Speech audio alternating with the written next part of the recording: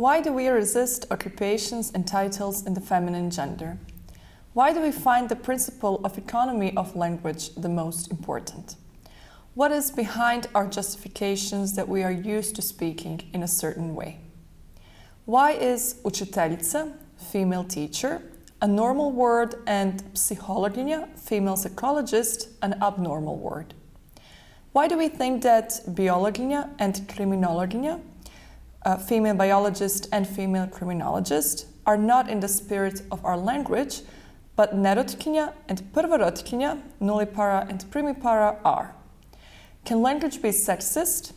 Social linguistics, pragma linguistics, and stylistics answer these questions, as do critical and feminist linguistics.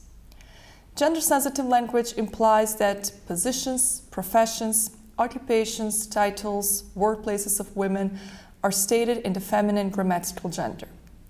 If this is so simple and self-explanatory, why is it that answers of employees of higher education institutions to the question, "What do you think about gender-sensitive language?"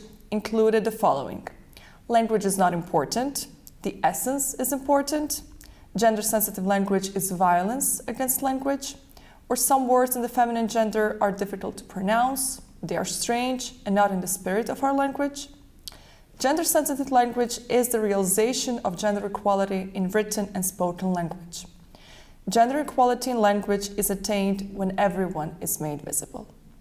Avoiding sex and gender-based discrimination starts with language, as the systematic use of gender-biased terminology influences attitudes and expectations, and could, in the mind of the reader or listener, help perpetuate a stereotyped view of women's and men's roles.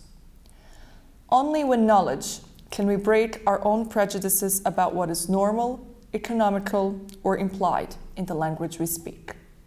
If we know that the grammar structure of Bosnian, Croatian, Serbian, Montenegrin language, where words have to be in congruence by their gender and number, requires us to use gender-sensitive language, why is there so much resistance to using the terms in feminine gender for professions, occupations, vocation, job titles, or workplaces of women? It will be possible to overcome this barrier once we realize that we not only think by language, but we also change the language by thinking, and then language and reality are intertwined.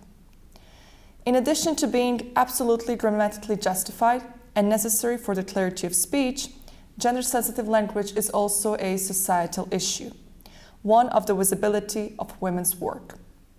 Using gender-sensitive language is just the beginning of attaining gender equality, as there's no reason for women to be invisible in language or be implied in masculine norms. Gender-sensitive language should be introduced into everyday linguistic practices, into dictionaries, grammar, textbooks, internal documents, and in general, into written and spoken communication in educational institutions.